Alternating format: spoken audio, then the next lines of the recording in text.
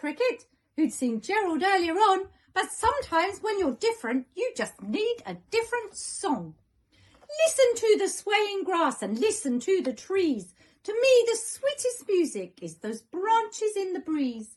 So imagine that lovely moon is playing just for you. Everything makes music if you really want it to. With that, the Cricket smiled and picked up his violin. Then Gerald felt his body do the most amazing thing. His hooves had started shuffling, making circles on the ground. His neck was gently swaying and his tail was swishing round. He threw his arms out sideways and he swung them everywhere. Then he did a backward somersault and leapt up in the air. Gerald felt so wonderful. His mouth was open wide.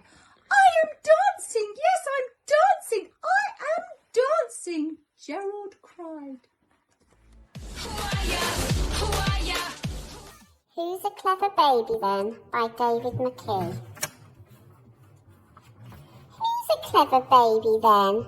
Said Grandma. And where's my oomph and boof and pussycat? Say cat, baby. Dog, said Baby. Oh, baby, look at the tiger. Just look at the tiger, said Grandma. Oh, what terrible teeth has Trevor, the television tiger. Say tiger, baby. Dog, said Baby.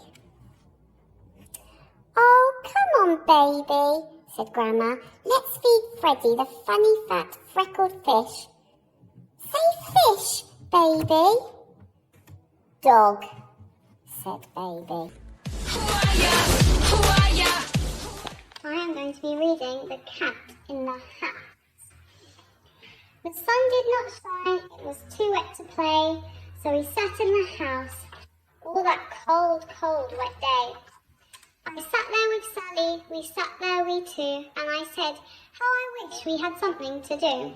Too wet to go out and too cold to play ball, so we sat in the house, we did nothing at all.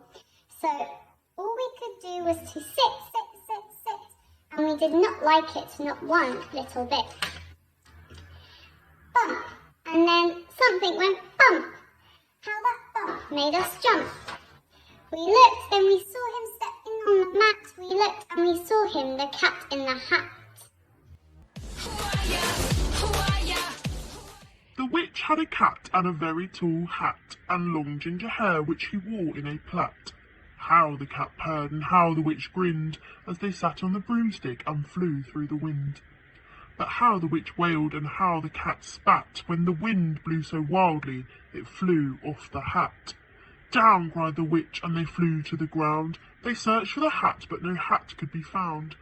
Then out of the bushes on thundering paws there bounded a dog with the hat in his jaws. He dropped it politely, then eagerly said, as the witch pulled down the hat firmly onto her head, I am a dog as keen as can be. Is there any room on the broom for a dog like me? Yes, cried the witch, and the dog clambered on. The witch tapped the broomstick and whoosh, they were gone. Over the fields and forests they flew. The dog wagged his tail and the stormy wind blew. The witch laughed aloud and held on to her hat, but away flew the bow from her long ginger plait. Down, cried the witch, and they flew to the ground. They searched for the bow, but no bow could be found. Then out from a tree with an ear-splitting shriek, there flapped a bird, and with the bow in her beak. She dropped it politely and bent her head low, then said, as the witch tied the plait in a bow, I am a bird as green as can be. Is there any room on the broom for a bird like me?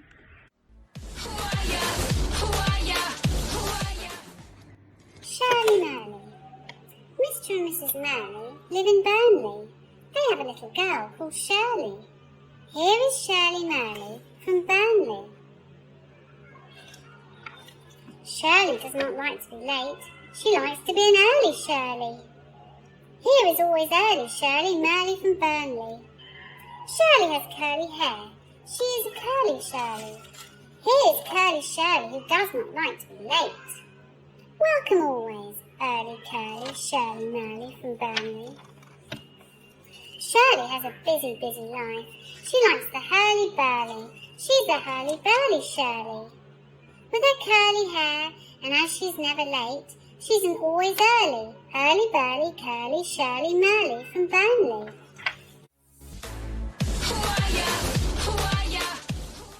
A little old lady lived all by herself, with a table and chairs and a jug on the shelf. A wise old man heard her grumble and grouse. "There's not enough room in my house. Wise old man, won't you help me please? My house is a squash and a squeeze." "Take in your hen," said the wise old man. "Take in my hen? What a curious plan." Well, the hen laid an egg on the fireside rug and flapped round the room, knocking over the jug. The little old lady cried, "What shall I do? It was pokey for one and it's tiny for two. My nose has a tickle and there's no room to sneeze. My house is a squash and a squeeze." And she said, "Wise old man, won't you help me please? My house is a squash and a squeeze."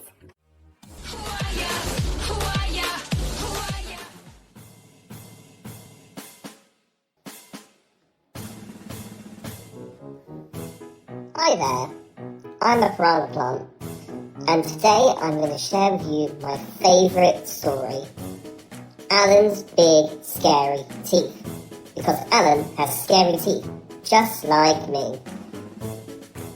Alan came from a long line of very scary alligators. He was known throughout the jungle for his scaring. It was what he did best.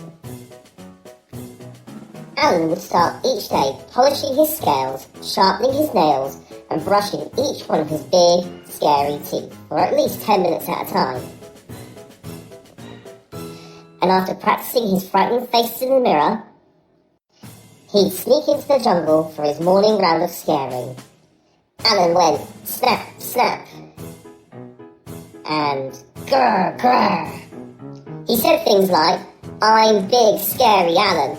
Fear my razor-sharp teeth." You can see why this is my favourite story. He made the frogs leap off their lily pads, the monkeys tumble from their trees, and the parrots screech in terrible terror.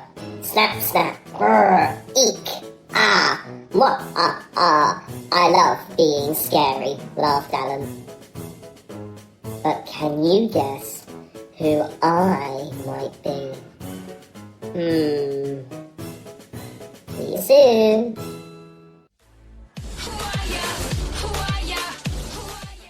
Hairy McClary's bone. Down in the town by the butcher's shop door sat Hairy McClary from Donaldson's Dairy.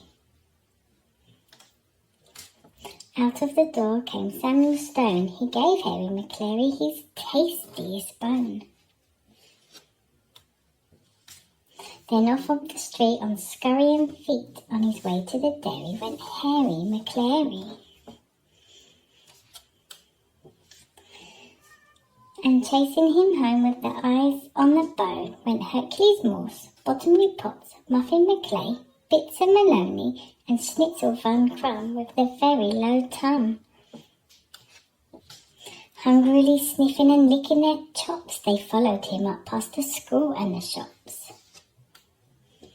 They came to the sign selling Sutherland sauce. Through they all went, except Hercules Morse.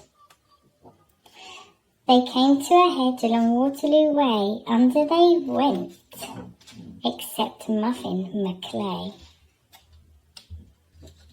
They came to a yard full of dinghies and yachts. Round they all went, except Bottomley Potts.